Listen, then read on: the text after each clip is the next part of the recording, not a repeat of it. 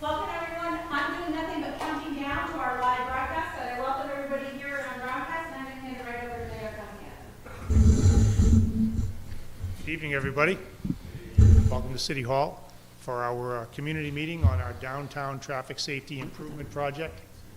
I look around the room and I see a whole lot of people who are helping us make this project happen. We've also got some residents, so welcome. We have our planning team, we have members of my office, the engineer, city council members, WRA members. I appreciate everything you're doing to get us to this point. We have our consultant team that's going to do the presentation shortly, but just by way of background, we have the opportunity to make some dramatic, significant traffic safety improvements in our downtown area. Probably the biggest since this was first built. And I keep saying safety because it's primarily about safety. We're trying to improve safety for vehicles, pedestrians, cyclists, anybody who comes downtown. We want them to be safe as they move around. We want all of them to work together, work well together, so it's not a competition for space. It's some sort of blend that works for everyone. The other potential impacts of this positive project, in addition to safety, there's the access itself, the ability to move around and get to the common and see things and not take your life in your hands when you're running across to check out one of our memorials. So that's a benefit.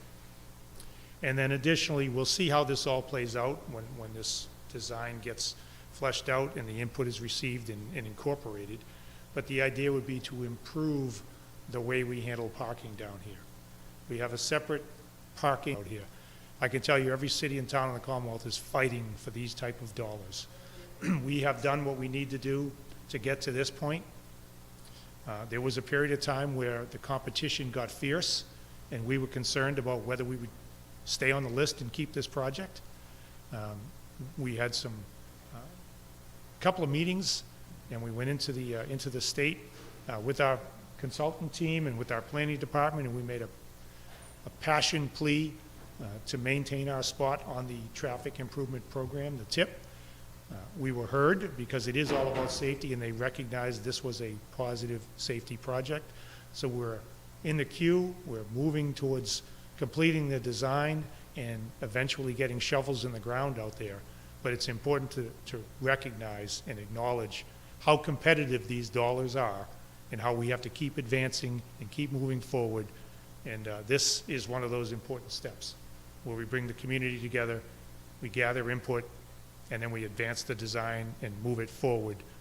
And again, that's the demonstration to the state that we're serious, we want this, and we want to stay in that queue so this project comes to fruition.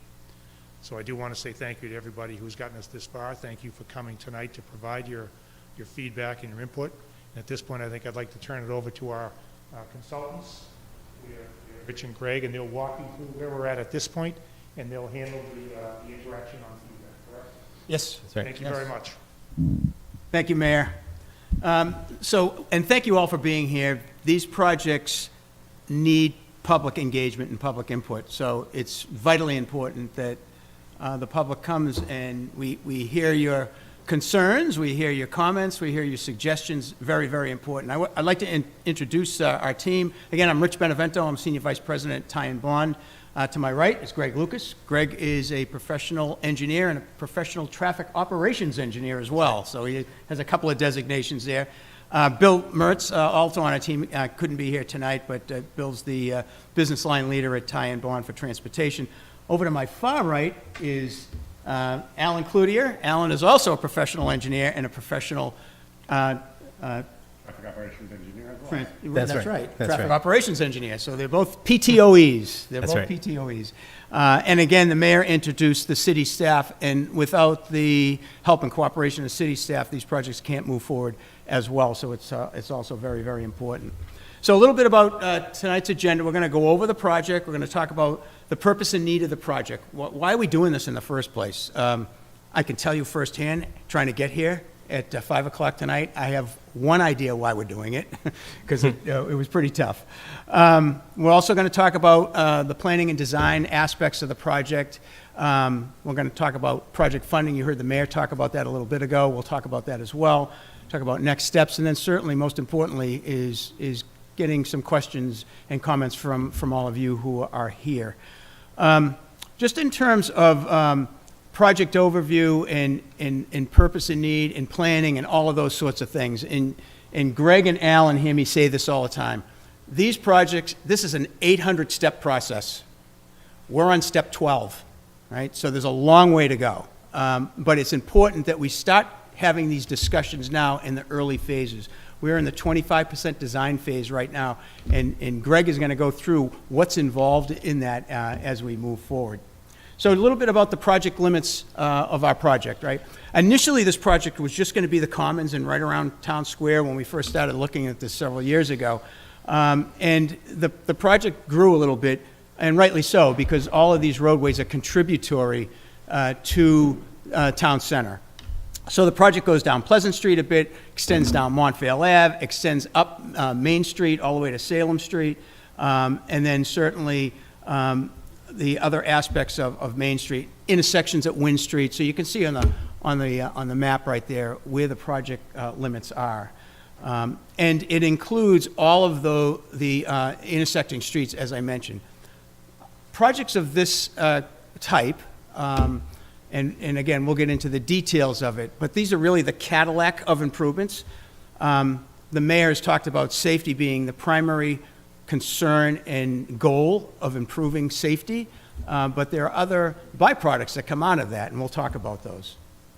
So, as I mentioned, the purpose and need. Woburn Center is on Mass DOT's top crash location list. It's a high crash area, and I'll talk about that in the next slide as well, a little bit what that is. Intersection in corridor operational deficiencies. As I mentioned, if you just came here tonight and you drove through Town Center, you all recognize that there are some operational deficiencies here. Traffic backing up, we have to have a police detail out there during peak hours, all of those sorts of things. In terms of the intersections, the geometry, which was designed years and years and years and years ago, needs to be updated. Things like signal timing adjustments, things of that nature. Upgrading the equipment, all of those things. A complete streets approach to the project. So we're not just accommodating cars anymore. We have to accommodate all roadway users, and that includes bikes, pedestrians, and transit, bus activity, and things like that. So it's a complete street approach to improving Town Center. And then, in addition to that, we're going to upgrade the road. We're going to upgrade the sidewalks. We're going to upgrade handicap accessibility. All of those things. So as I said, it's the Cadillac of improvements. New roadway, new concrete sidewalks, granite curbing, ADA compliant ramps, landscaping, all of those things that will really improve Town Center. It'll be a vitally improved Town Center, right? And then, of course, the need for transit amenities as well. So whether they're bus shelters, improved bus stops, things like that, because we also need to accommodate those who use transit as opposed to just, either jumping in a car or jumping on a bike or walking. So transit is also a big part of that. So as part of this process, we'll be working not only with Mass DOT, but with the MBTA as well to determine the most efficient spots for bus stops and things like that. As I mentioned, the Town Center is on Mass DOT's top 200 list, crash list, statewide.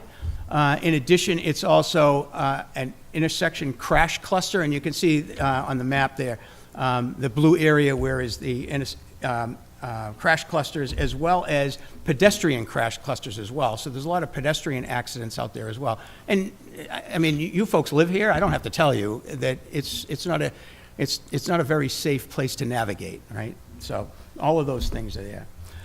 In terms of project planning, we are increasing safety at this HSIP location, Highway Safety Improvement location.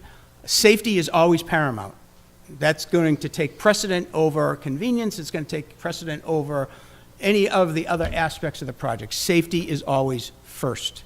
But at the same time, we want to improve traffic circulation. We want to make the traffic more efficient. We want to make it easier to navigate, all of those things, while at the same time, keeping it safe, right? As I mentioned, the rehabilitation of sidewalks in the roadway, complete new road reconstruction is part of this, compliant sidewalks, compliant ramps, all of that. And in addition to even the traffic signals. There's requirements now to making sure traffic signal equipment is compliant as well.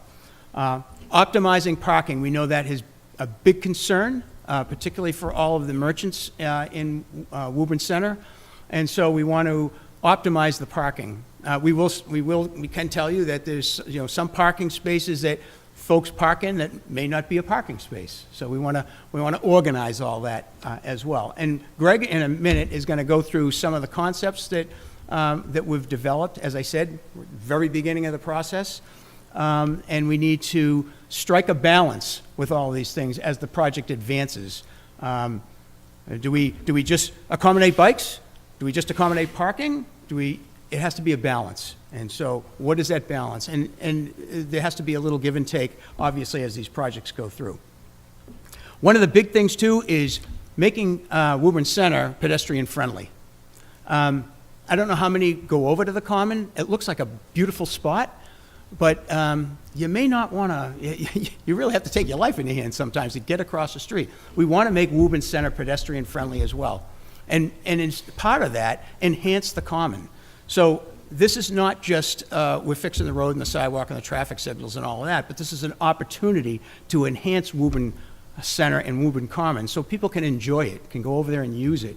There's a lot of history there. There's a lot of memorials that are there that we want to maintain, that we want to enhance. As part of this process, as we go along, the landscape architecture team at the firm will also be getting involved. So how can we make that even more enhanced than it already is? So all of those things are part of this project. While at the same time, through all of this, keeping the character of Woburn intact. We don't want to, come in and completely blow through stuff and say, oh, gee, what happened to our town center? So with that, Greg, I think you have about 857 slides to go through. That's right. So for anyone, we had a similar meeting back in September, and for anyone who was at that, some of this preliminary information is very similar. And the difference between that meeting and now is that meeting had one concept that we were discussing, and now we have two when we think about that balance of impacts of different users and different needs. And so first I'm going to talk about some of the things that are common to both alternatives specific to traffic flow and simplifying traffic flow. And I realize that's kind of far away behind me. It might not be easy for you to see my red and my green arrows, but the idea here is that today, traffic flow operates in a counterclockwise one-way pattern around the Common. And so the segment of Pleasant Street is one-way westbound, Common Street is one-way towards Main and Montvale is one-way northbound in that segment. So, depending on which movement you want to make, you need to circle around. There's a lot, and that's why there's so many lanes of traffic. There's, 3 lanes on Pleasant Street, 4 lanes on Common Street, and you see people as they traverse this kind of positioning themselves. I saw it today when I was coming down Main Street and turning left to come into here. Even though there's 2 lanes that turn left, everyone's in the right lane because they probably want to go down and go either south on Main Street or to Montvale. They don't want to circle back to Main Street. And so they even though there's a number of lanes, they position themselves. And what also happens is in those links, you have a lot of weaving. You have a lot of people that come in one lane and want to be in another lane. They figure out, maybe they're not that familiar with Woburn Common, and they figure out where they want to go. So one of the things that was paramount from the beginning was simplifying and improving the traffic flow and introducing signalized intersections, more traditional signalized intersections, specifically at the intersection of Main Street, Pleasant Street, and Wynn Street, so that people can make the movements that they want to make without having to circle around the Common. And so what you see in this picture is red arrows of how you would make different movements from Wynn Street today towards Main Street northbound, towards Montvale, towards Main Street southbound, and how you would do those in the future with a 2-way segment of Main Street on the east side of the Common, the right side as you're looking at that picture. Similar for Pleasant Street. Today, they need to use Common Street. They need to go around the Common, and if they're continuing on Main Street, they need to then turn left and turn right. They'll be able to go straight through on Pleasant to Main, make that movement through a new signalized intersection. And this is from Main Street southbound, which is, continuation of Main Street, continuation of Route 38. Today they have to circle around the Common. In the future, they can make a left turn and more easily get to Main Street southbound and to Montvale Avenue. And so, as I mentioned, we had alternative 1, that was developed and presented in that meeting that we had here in this room in September, and then alternative 2 that's been developed to look at the balance of needs for bicyclists, for pedestrians, for parking. The numbers 1 and 2 are simply sequential. There isn't a priority of one over the other, simply 2 alternatives. I'll talk a little bit about pedestrian accommodation, and Rich talked about some of these needs. Pedestrian accommodation is consistent between the 2 alternatives. We're talking about new ADA compliant sidewalks reconstructing all of the sidewalks throughout the project, signalized pedestrian crossings at Main Street, Pleasant Street, and Wynn Street, so that today, where there's, traffic just coming through that intersection, sometimes there's a police officer there, you might take your life in your hands trying to make that crossing, you'd have a signalized crossing, push a button, you get your own turn to make that movement, to get across, to cross the street, to go to the Common, and also at Main and Common at Montvale, an updated traffic signal there that would have pedestrian accommodations. And again, talking about making those improvements so that pedestrians can more easily walk around the downtown, but also get to the Common and make that space more accessible for pedestrians. Another component is bicycle accommodation. I mentioned here MassDOT's healthy transportation policy. That's what guides a lot of our design when we talk about that complete streets approach. The healthy transportation policy states that all projects need to increase and encourage pedestrian, bicycle, and transit trips. Those are the 3 users that the complete streets policies look at. We need to enhance the improvements for those. Woburn Center, Woburn Common is certainly an area that was designed 40 years ago or more for cars to get through the center. And now we're looking at all users. And so when you look at projects like this, you always have a balance of available space. We look at, I've yet to work on a project in Massachusetts where there's room to, add a bunch of travel lanes and make more room for different users. It's about reusing what available space there is. The sidewalks are already not very wide, and they butt right up against the building. So there isn't room to make this corridor wider. So we look at the space that we have, and we figure out how to use that balance of space. We have, travel lanes, we have parking lanes, we have bicycle lanes, sidewalks, and then making room for transit stops, for bus stops, looking at those new MBTA guidelines and making sure that there's more room with the bus stop so that the rear door can open and a handicapped user potentially could get on or off. And so the intent was to provide bicycle lanes to the greatest extent feasible. And so what we discovered was we could provide buffered bike lanes. What that means is that there's a 5-foot bike lane and a 2-foot painted buffer being between the travel lane and the bicycle lane, along Pleasant Street from the Western Project limit to Common Street, along the redesigned Common Street, and then an unbuffered bike lane along Main Street to the south. And then the alternatives balanced bicycle accommodation and parking for that segment of Main Street from the Common to the Northern Project limit, which is just north of the signalized intersection at Salem Street, which will be reconstructed as part of this project. And so the first alternative had maintained parking along the north side of Main Street through that section and had buffered bicycle lanes, again, that 5-foot bike lane and 2-foot buffer in both directions, and a travel lane in each direction. The second alternative maintained parking on both sides. Once we do that, there isn't enough room left to provide the bicycle lanes. And so we end up with a 14-foot shared lane where it'd be a wider travel lane, but have a shared lane marking for the bicyclist, intending that bicycles and vehicles share that lane. They both use the same lane to be able to travel along Main Street through the business district. And so, as I mentioned, the balance there is between bicycles and parking. And so it was important to conduct a robust parking analysis. And as was mentioned, we're also helping the city with a downtown parking study that made observations that collected a lot of data on parking in the downtown. I'm going to give you a snapshot of some of that here. And so we did parking observations on street and throughout the downtown in June 2023 and October 2024.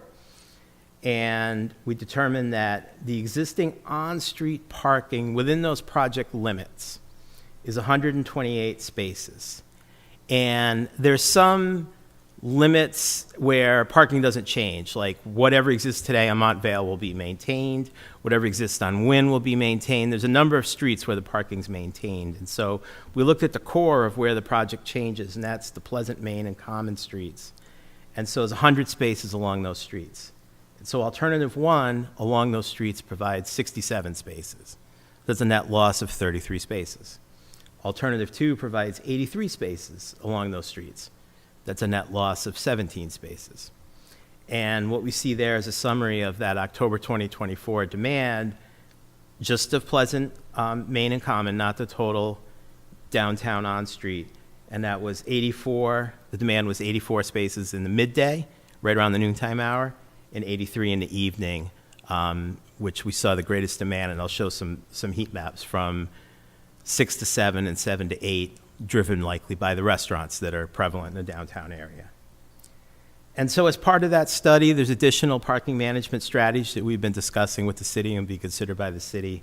I mentioned just a couple of those here that seem relatively, straightforward and understandable.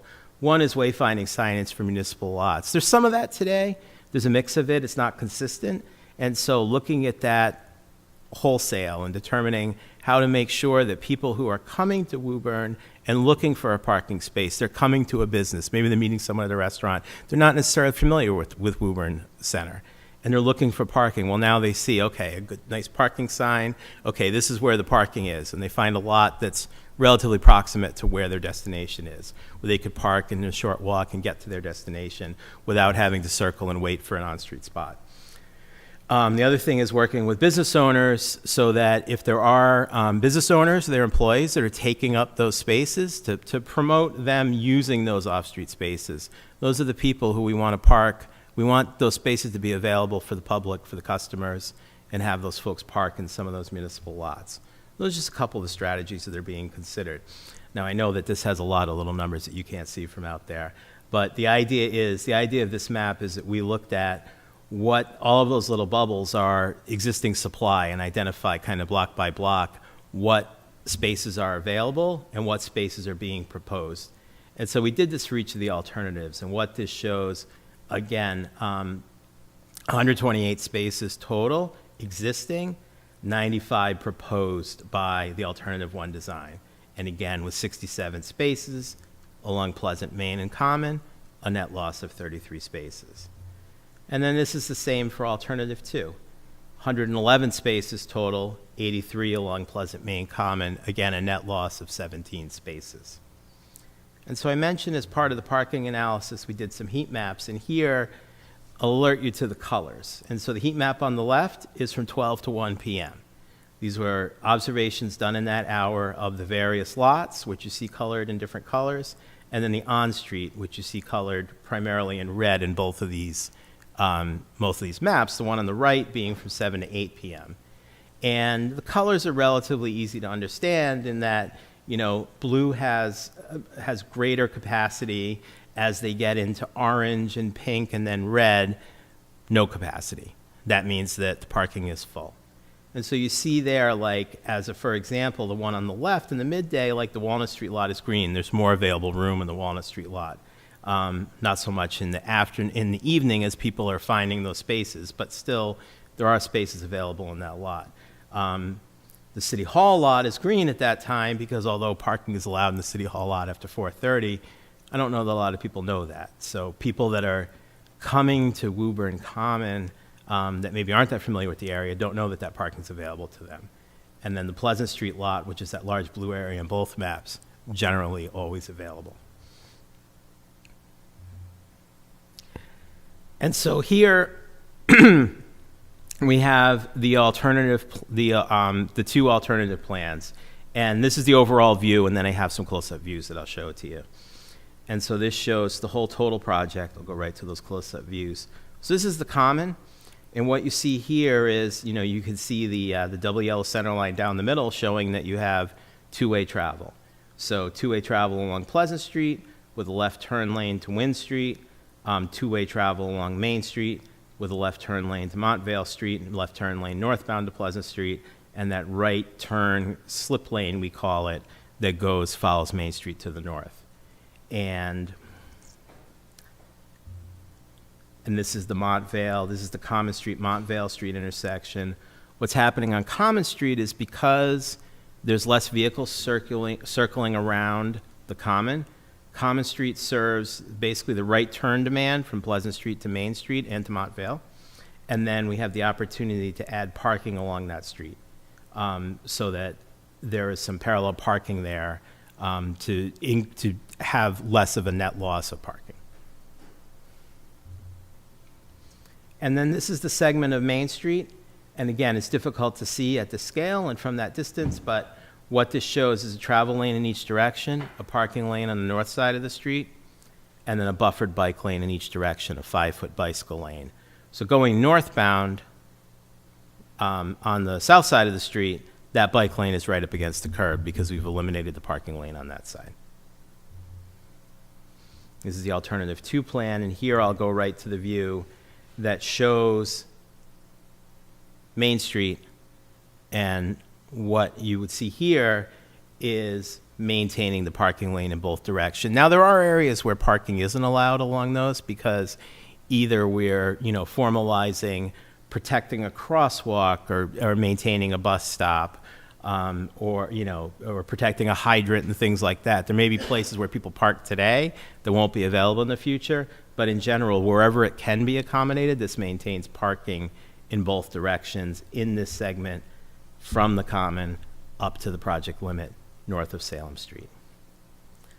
Now, I know that's a lot of information, and what we've done is we've kind of put a stopping point here.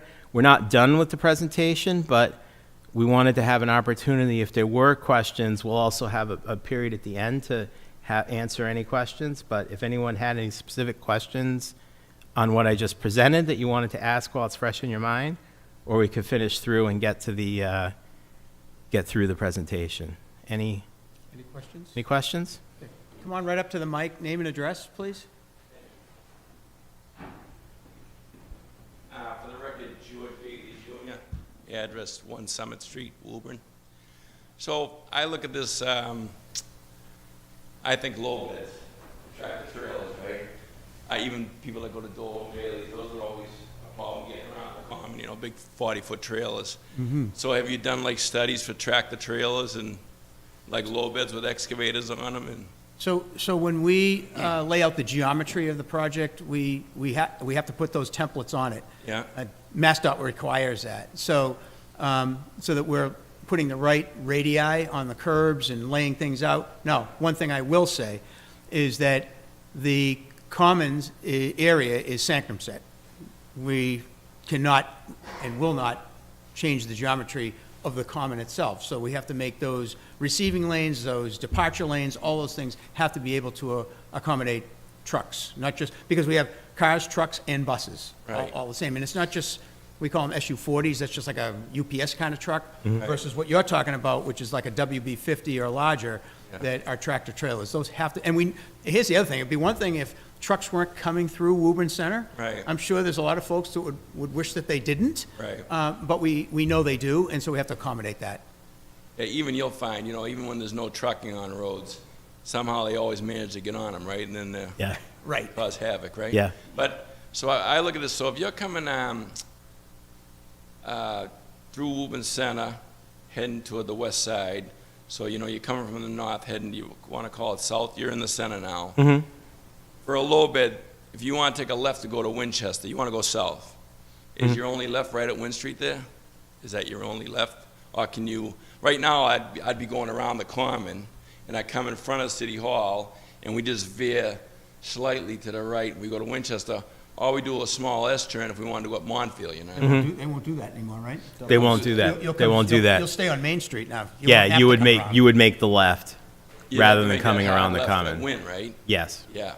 So what I'd like to do is, I don't know if the Woburn Police, I'm sure the mayor could get them to do it, but if I could, I don't have my own low bed, but I rent a low bed all the time. I'd like to offer that, and Sure. let's try to get a low bed to come through Woburn Center with a machine on it and take a left now. You can mimic what's going to really happen there. Yep. Because there is 2 lanes coming towards Wynn Street from Winchester. I'd like to see if the low bed could take a left turn there Sure. and then take a left up Montville. Right. You know? Yep. I mean, there are some trucks that are oversized. Yeah, I used to work for Middlesex years ago. Right, We had there you low go, beds. yeah. We had low beds, right?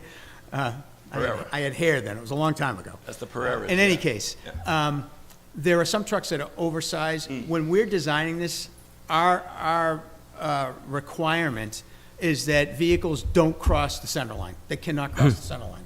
Right. But there are trucks that are oversized, and sometimes, they're gonna go over. Right. It's not it's not something that should be an everyday occurrence, right? So that's why we need to accommodate these things to the maximum extent we can. Well, I'd probably, I'm smart enough, like, I probably wouldn't go through the square if it gets changed like Right. that. I wouldn't come from North Woburn. But you go to have- the square. Yeah. Take a left to go to Winchester. I'd find another route. But other people won't. Right. You know? Yep. So, but I'd pay to bring a little bit down, and I'd like to try it showing you guys coming from the west side of Woburn across the front of the Common, across the front of City Hall. Now that you take away our right lane, where it's gonna be parking, in the left lane, because we get away over in that right lane Sure. to make it up Montville, because you know how they park on Montville. Yeah. And we still can't go until the people coming from 93 coming down Montville to Woburn Center stay away back for us to go, I Yeah. think by the time we got to you offering that demonstration, Yeah. that we would have this figured out so that when you did do it, you say, oh yeah, this does work. Right, yeah.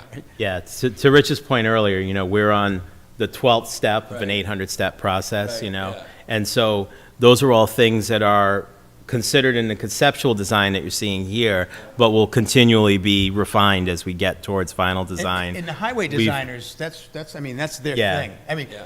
this is just one part of the team. Right, yeah. But there are other engineers that their thing is geometry and making sure all of this stuff works. And we've, specific to like Montvale, we've had conversations just this week with the city about where the parking is today, and essentially really, it's not formalized to have a parking lane, although people park there. Right. And so if you're driving down Montvale, if you're going outbound, you're over the center line because there's just not enough room between that center line and the curb for a vehicle. And so that's all part of it. There might be adjustments to the parking limits there so that it's easier to make that approach, and that would, weigh into thinking about truck turns, making that turn, making that left on a Montvale, then you making sure lose they have a wider throat. You might lose a few parking spaces, but I know that's not the idea. yeah. I mean, the design to this point has been relatively aggressive at providing parking and maintaining parking, and those are all things. The reason that we're discussing this tonight is to hear feedback from the public. I am happy to see, though, you did keep the lane. There is a lane that's going to still travel in front of City Hall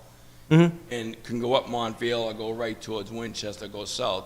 I thought originally that was all going to get blocked, and you guys were going to do all the, just right, everything was going to be at wind, all hard rights, hard lefts, and that would have been a little tough, but Yeah, and that was just managing flow. It made sense to keep that for that, but, there's still refinements, there'll still be review from MassDOT, there's still an ongoing process with the city, Yeah. so nothing is set in stone at this point, but the things you're bringing up are all things that'll be considered as we advance the design. okay, that'd be great. We have that municipal parking lot up behind all those stores there that you talked about.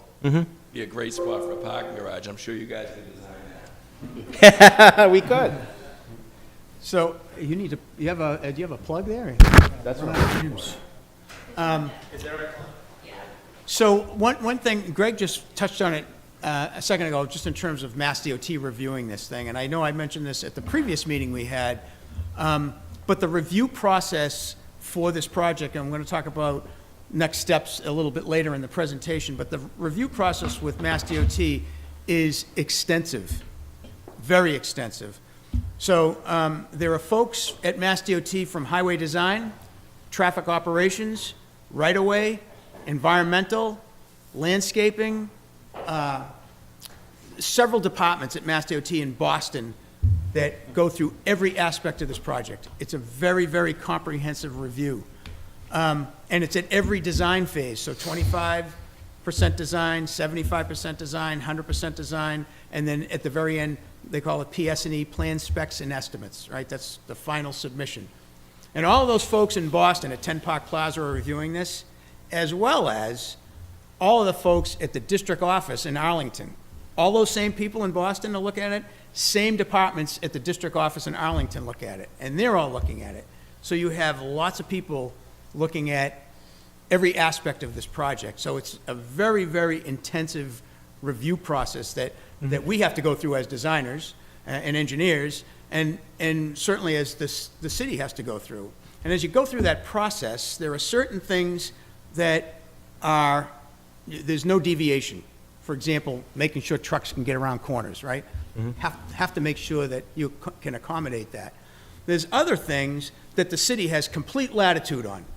We want to see this, this, and this. The city's designing it, so they have complete latitude on other aspects of the project.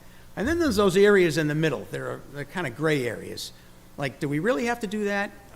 Is MassDOT going to make us do that? The city would rather do this. So those are the areas that are negotiable, right? That the city can come back and say to MassDOT, we've had a lot of public input on this, and we want to, this is the direction we would like to go with it. So as we said several times now, it's a long process, but it's a very detailed process and a very intense process, which is why it takes a couple of years to go through this. Now, having said that, the project is programmed on the State Transportation Improvement Program, the TIP. It's on the 29 and 30 TIP, which means that the project, we want to keep moving the project because that funding is programmed specifically for this project. And as the mayor said, very competitive. So we want to keep the process moving, and this is part of that process. So I'm rambling. Any other questions relative to what we've talked about so far? All right, Greg. You're stealing the thunder of the closing slides. Oh, there you go. And so the closing slides are, some of what Rich was just talking about, are talking about the project timeline. And so, the planning phase, and these are all steps that have been completed, getting the project funded, helping the city with the funding assistance, preparing that conceptual layout, doing some preliminary traffic analysis, and a road safety audit that was done all the way back in September 2019. Road safety audits required, as we mentioned earlier. This is a pedestrian high crash cluster.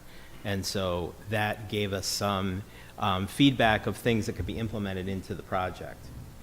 So let's talk a little bit about the history, right? So there was an initial study done way back in May of 2017, a traffic study and some alternatives analysis and that sort of thing. And I think some of that stuff the city was already engaged in, but again, remember at the beginning I said it was just sort of just the commons area, just the town center specifically.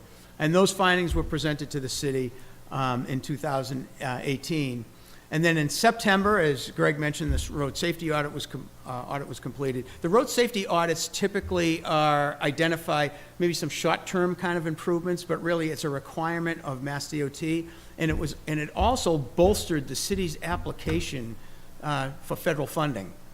So it was good that that was done. And then in October of 2019, the project was submitted to MassDOT for further consideration. It went to the Project Review Committee, MassDOT's Project Review Committee, and that's made up of district highway directors and the planners and the upper echelon of DOT, and they review all of these projects that have come in from all over the state as to the project being eligible for funding. On December 6th, the Project Review Committee met, and they deemed that the Woburn Center project was eligible for funding. That project, it's a two-part process. The Project Review Committee has to approve it as eligible for funding, but the Boston Metropolitan Planning Organization has to program that project for funding. Now remember, the mayor said how competitive this is. There's projects from all over the place. And the Boston MPO is the biggest and the most competitive because you're dealing with the city of Boston, the city of Lynn, town of Brookline. You're dealing with all these other communities that are vying for these funds. The project originally was around $16 million through time and inflation and all these other things. The project's now around 18, and it will likely be closer to 20. Likely be more. Yeah. Likely be around 20 when it's done. The project, as the mayor mentioned, it is very competitive. City has been very successful in keeping the project programmed on the tip because these projects can fall off fairly easily. I don't know if we had it on here. But you can see right there the score. Right. The Woburn Center project was the highest scoring project in the Boston MPO for those fiscal years, which is huge. Again, when you're competing against a lot of other communities, which is another reason that the MPO recognized that this project was important, an important safety improvement project, that it was also regionally significant. It was a regionally significant project as well. As we mentioned, it's 100% construction funded. So the city's responsible for the design, permitting, and right-of-way, but the construction costs are 100% construction funded. So that $20 million, all coming from federal government and the state. So 80% federal funds, 20% state funds. Some may be worrying, given all of the holdups and federal funding and that sort of thing, but this is money that's already been programmed. It's money that's part of law. It's part of the federal highway program. So it's not like, geez, the project's ready to go and Washington's holding money up. So that's not the case with this. Just in terms of the planning phase, we did talk about applying for funding and going through these initial steps to get to where we are today. And you can see on the screen right there where we are. We're at the preliminary design phase. And although it says preliminary 25% design, it's a really intense preliminary design phase. We're going through all aspects of the project, things like turning templates, traffic, parking, all of those things, so that we can get to a concept that the city can and the constituents can accept. And that's really why we're trying to do these initial meetings up front, because we want to keep on schedule and we want to get that preliminary design into Mass DOT. The preliminary design with projects like this is really, that first phase, that 25% design, is really establishing horizontal and vertical geometry. What do I mean by that? How the cross-section is going to be, as Greg was mentioning, horizontal geometry as well as vertical geometry. Now, we don't have a lot of vertical geometry issues out here relative to grade changes and things like that, but DOT is going to want to make sure that all of those things work when we make that 25% design. Once we're finished with the 25% design, one of the key components will be the official Mass DOT design public hearing. It's an official hearing. Mass DOT conducts that hearing. It'll probably be right in this room. They bring a stenographer. It's a verbatim transcript. It's a very formal process. By the time we get there, we want to make sure that we've had a lot of these community meetings so that we're ironing out any of the issues that are coming up, and that we're also trying to find that balance so that no one interest group is being accommodated while others are not, right? So it's that whole balance thing. Once that's done, once we get past the design public hearing, it's really starting to put the arithmetic on the drawings. It's the 75% design. It's where all the engineering stuff takes place. So the project can finally get to contract bid documents, right? They wouldn't be able to design it from the preliminary design. They need all of the stuff that's in 75% design. However, 75% design done, goes back into Boston, goes back to Arlington, goes through that whole review process all over again. They start all over and start going through the review. And then, as you can see, 100 and then PS&E, and all of those phases of submission all get that review process. One of the other things, too, that you see on here is other improvements, non-participating work. A lot of cities and towns, when they have a project like this, this is an opportunity that if they have infrastructure improvements, for example, like water or sewer or things like that, that they add this work to a project like this. It's non-participating, which means the city has to pay for it. But so what's the benefit? Well, the road's already dug up, it's already open. If we need to replace the water main, all we're really doing is paying to put the water main in. We don't have to rebuild the road afterwards. So those are some of the things that we'll be talking to the city engineer about and Public Works Department. Are there any of these aspects of work that the city could take advantage of while this project is happening? So a lot of cities and towns do that. As I went through this, what's involved with these, and you can just see, I'll just go through these really quick. Just topographic survey, pre-preliminary design, 25% design. So meeting a couple of weeks ago with Mass DOT where they do a pre-25 scoping meeting, that sort of thing. So there's a lot of aspects of the work. There's things like the design justification workbook. Any aspect of the project where we can't meet their standard, we have to justify that. Why couldn't you meet that standard? And so that's a process as well.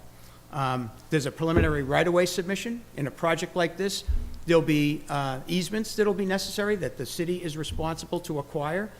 Generally, those are temporary easements. I'll explain that as well. If the contractor's pounding the form in to put the sidewalk in, he has to put that form, and he has to step on somebody's property, we need an easement. He's not doing anything on the property except he's got to step on it. So you need a construction easement for that. So there's things like that. Oftentimes, if you have a right-of-way line that's perpendicular and you need to do a corner rounding, that may require a temporary easement. But as Greg mentioned, a lot of what's in Woburn Center, those buildings are right up to the back of sidewalk. There's nothing to take. So we don't anticipate a lot of that, but we'll be going through that process. And as that comes to fruition, we'll be letting everybody know about that.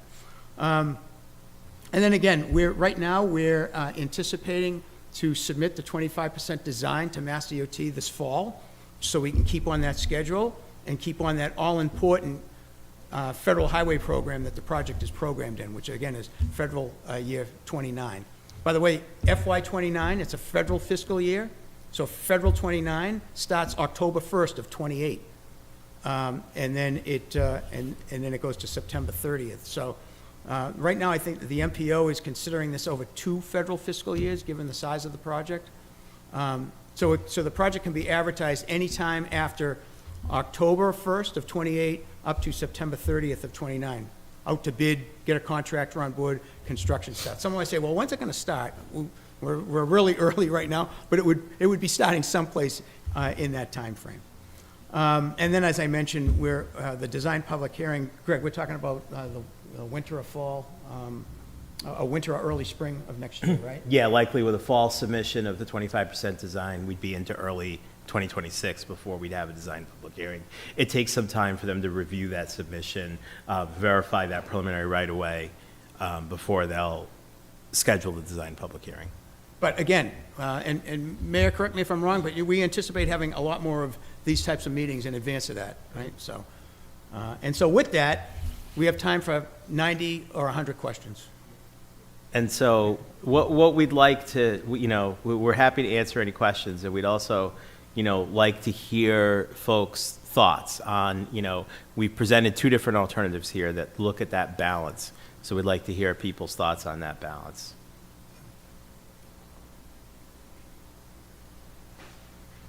Sasha Hernandez, 13 Bennett Street. So actually my house shows up in a lot of your figures. I live, I can see basically my house back there. And I'm a pedestrian, I'm a cyclist, I'm a bus rider, and I'm a driver in Woburn Center. So I have a lot of skin in the game, so to speak. So my first comment is I don't like the slip lane going from, I guess, is that Main Street onto Main Street? Mm-hmm. I think slip lanes are car infrastructure. I think they're pretty dangerous for pedestrians. I think if we already have a nice big signalized intersection at Wynn Street and Main Street, I think the slip lane shouldn't be necessary. I would love to see a little bit more green area there, or just even like a curb bump out, as opposed to that big slip lane, which will be a nightmare to cross. I believe after my comments at the hearing we had last time, I mentioned how dangerous it was to walk around Woburn Center. They put up these yield to pedestrian signs in the road, which are great, and then they promptly got run over, and then they got removed. And they haven't been there for months, which sort of tells you about the behavior of drivers in this area. The other thing I'd like to comment on is Common Street. I know initial plans had shown us like getting rid of Common Street altogether. I understand that based on level of service, you can't do that, but I think it's unfortunate to put parking on both sides of Common Street. I think the city currently doesn't utilize the Common as much as we could because it's sacred space. It's very solemn space. There's a lot of war memorials there.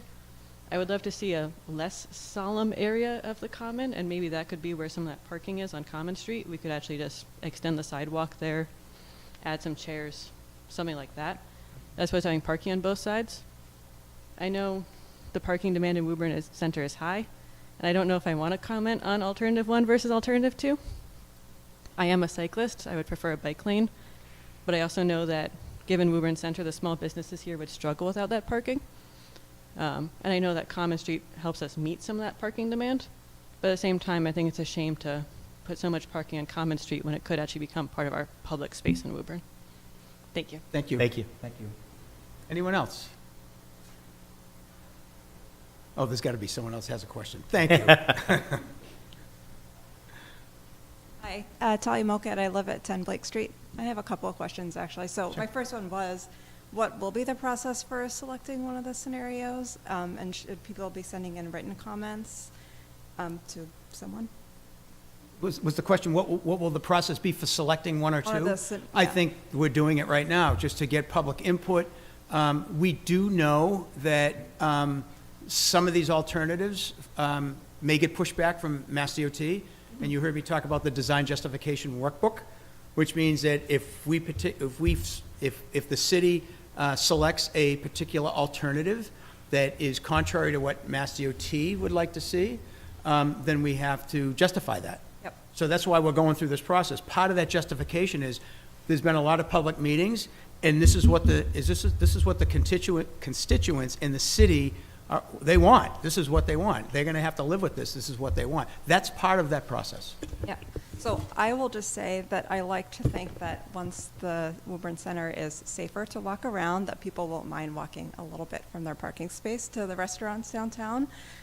So that's my input on that. And then one other question for bikers going south down Main Street who want to turn to continue on towards Winchester. Where would they be turning left? Would they be turning left with the cars, or like what is their path intended to be? So that's a level of detail that hasn't been formalized yet. Okay. It could be potentially like a two-stage turn box where the cyclist would go through the intersection and then turn left and cross with the through vehicles. That's probably the safest opportunity there. There's still some nuance of how we accommodate bicycles through that segment to have a continuous bike lane southbound along Main Street. That still needs to be determined. Okay, thank you. So when would that be presented? That would likely be if we were to refine and have meetings with the city and with MassDOT and come towards a preferred concept. I expect that would be another public meeting to discuss what that is and how we got there and what the elements are. But over the next few months, Over the next few months, yeah. Like Talking before about the 25%. talking about that trade-off before the 25%. Oh, yeah. I would expect at least one more, public presentation of the process before. It used to be that MassDOT wouldn't present to the public until after 25%, and that's far too late, especially on a project of this importance, so. Okay, thank you. Thank you. Thank you. As far as the process for everybody, might not look like I'm doing anything over here because I'm not talking, but I'm trying to take a lot of notes as far as people's comments. And if you have a preference as far as alternatives, I'm trying to track that too. So as they mentioned, this is the first step. We are actually they're not writing anything down because they're responding, but I'm trying to keep track of everything. Exactly. I'm not writing anything down because Alan is. Name and address, sir. Yes. I know you've heard so much from me already. John Cashel, Planning Director.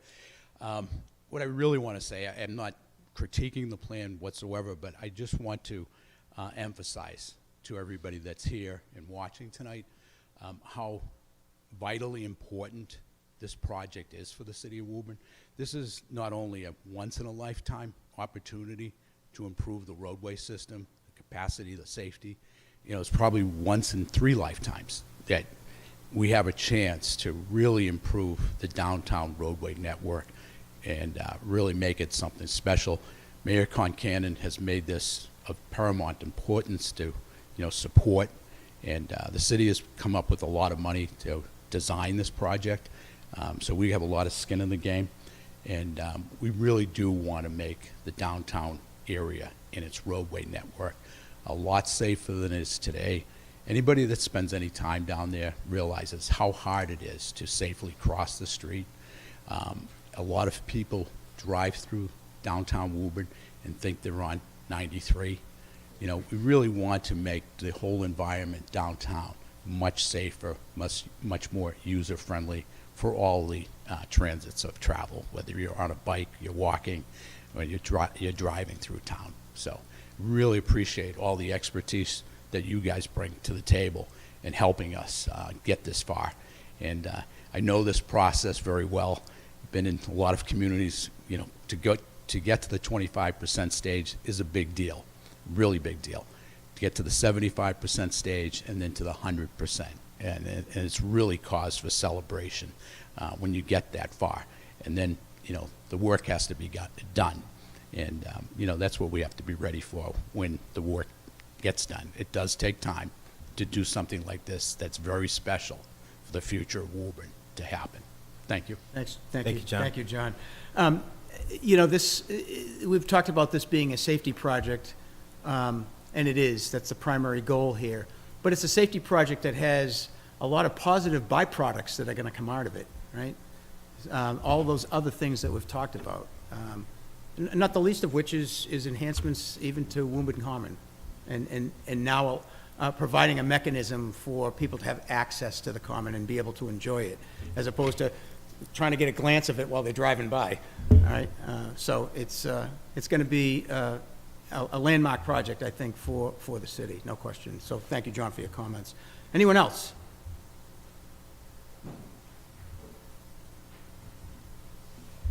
Guys, Rob Klein, 10 Campbell Street. I want to thank the mayor and everyone in the city who's working hard on this project. I'm really excited about this, very much needed.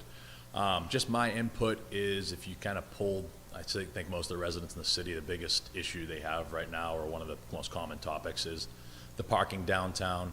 And just in my experience in driving around, I'd say from like October to about now, I see maybe a handful of cyclists during those times. So there's really no seasonal slowdown on the demand for parking. So I would just kind of take that into consideration. But so far, so good. Thank you, guys.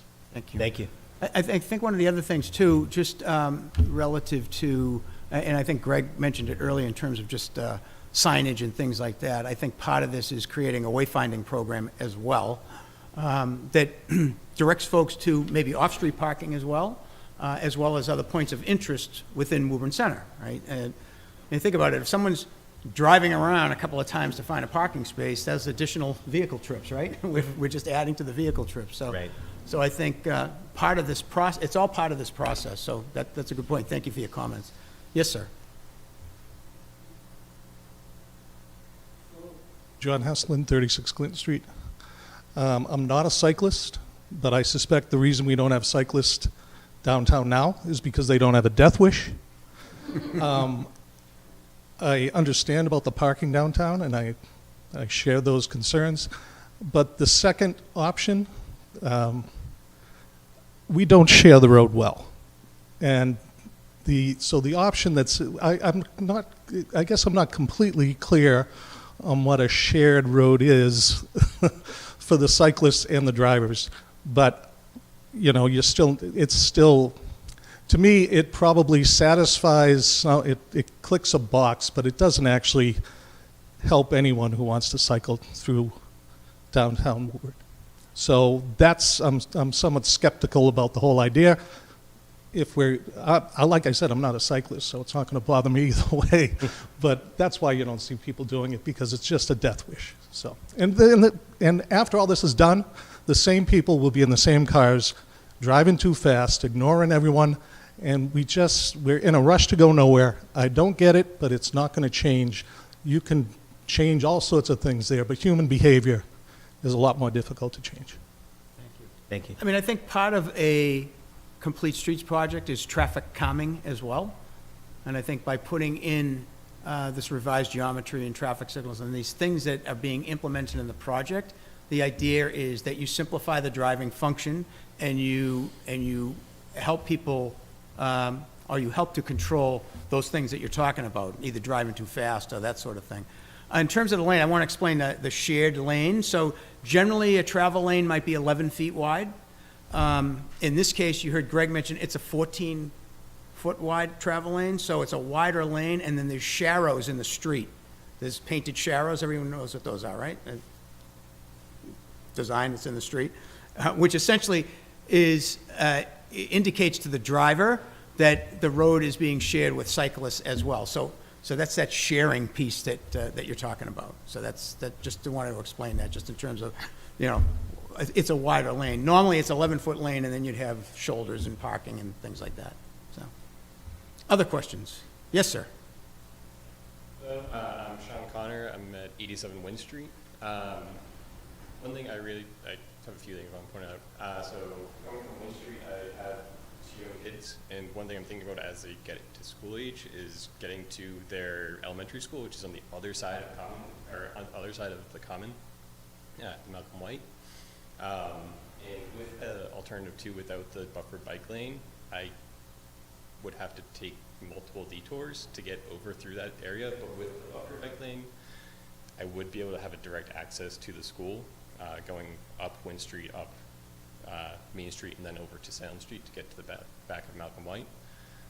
So just pointing out that it's a very good decision to make. Like, it's a very strong point towards that bike lane. I know we're losing parking, but I would never take my kid down that street. I would never suggest it, like anyone under the age of 21 in significant cycling experience, to go down a shared street. I don't like doing that, and I commuted by bike in Boston for 4 years. So I just want to point that out.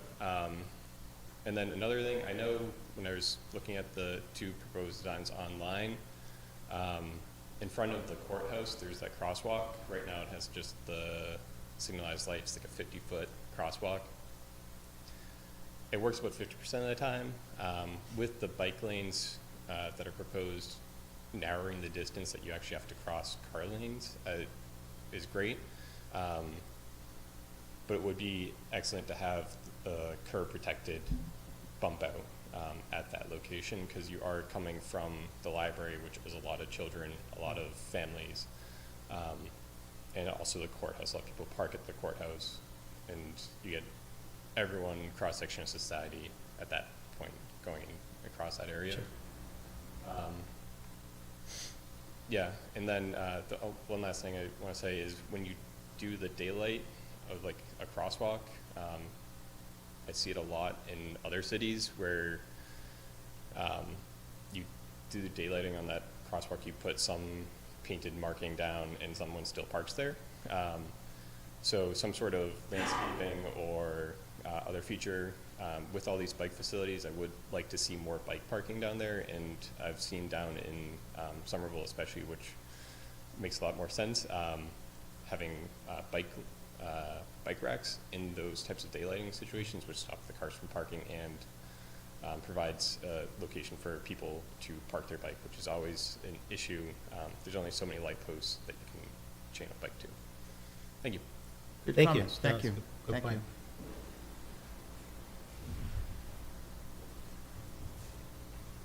Hi, I'm still Sasha Hernandez at 13 Bennett Street. Since people are being shy, I guess there's not that many of us, I figured I'd come up again. So I wanted to thank you for pointing out the library crosswalk. Because actually in the 2019 safety audit, that crosswalk is pointed out as being particularly dangerous. So a lot of people use Abbott Street, which is basically the road that the library's on, as a cut through, and then they're turning left onto Main Street. And so they're always looking to their right, seeing traffic coming on Pleasant Street, and then they're turning left across the crosswalk. So they're looking right, looking for cars, and they're turning left, and suddenly there's a pedestrian in that crosswalk. And I've had cars almost hit me doing that a ton of times. And there's also a lot of kids who make that crossing, so that is particularly dangerous. And so you mentioned traffic calming. I do want to ask, are there plans to add traffic calming to this? Because at cross streets, like where Abbott Street meets Pleasant Street, something like having having the sidewalk be level, and basically having a speed bump where you have to go over a speed bump before making the left, that would really be a safety improvement and would slow down those cars making that turn movement and hopefully, have them not hit the pedestrian. And so that would be something I'd love to see in Woburn Center, or even speed bumps, which I know are controversial, but I think given the way that people drive, in Woburn Center, I think speed bumps might be warranted. I know they're a little bit more difficult for plows, but I think given the added safety benefits that they have, it could be a worthwhile trade-off for the plows having to lift their plows occasionally. So I just wanted to throw that out there, that currently, particularly at the cross streets, and particularly with bike lanes, cross streets are dangerous, and so finding a way to slow down the cars at those conflict points would be very helpful. Thank you. Thank you. Yeah, those sorts of traffic calming elements, talking about bump outs, talking about raised crosswalks, things like that, are things that will be formalized in that through the design process. So there might be some elements that are proposed at 25%. There might be things that change as we get to 75 and 100%. MassDOT will have input. And the one thing I'll add, talking about MassDOT, is that they wouldn't construct a project that has speed bumps on arterial roadways. So unfortunately, that's going to be a non-starter for these streets, for the downtown streets. However, the improvements that are being proposed should mitigate the issues that are out there that would have the necessity for speed humps, right? Right. By the way, speed humps versus speed bumps, everyone know the difference? No? So a speed bump are the real narrow ones that when you hit them, you get bounced over. Speed humps are longer and they're easier to navigate. Now, if you go too fast over them, you're probably going to get a little airtime, but that's the difference. So we tend to recommend, when we do, and again, traffic calming, keeping the right traffic on the right road, traffic calming elements. I know DPW's bump outs and speed humps are an issue for them in the winter, especially when they're plowing roads, although we never get snow anymore, right? That's true. But that's an issue. But as Greg mentioned, all of that stuff gets discussed and vetted out as we go through this process, for sure. It has to be safe. We need to make town center safe. And also, as it relates to the prior comment, when we look at, places where curb extensions could be accommodated, we also have to think about the width of the throughput of the bicycle lane, the buffer, and so you need to not have things that block the cyclist from making a through movement. So it's all part of the equation, and it's all part of the design as it progresses.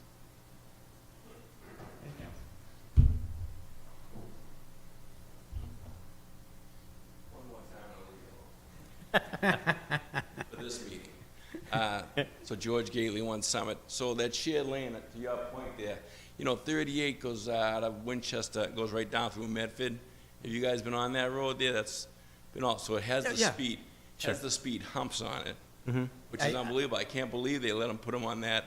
I was on there 2 days ago. It's unbelievable. Yep. And the bicycle lanes, they're horrifying. Have you tried to follow that all the way to Medford?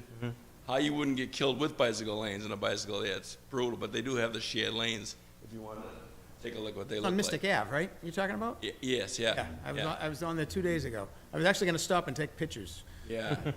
And then, as far as seeing you have the side-by-sides, the ones and two there, is there any way, does the screen get bigger, like, so that my eyes are 63 years old, I couldn't see.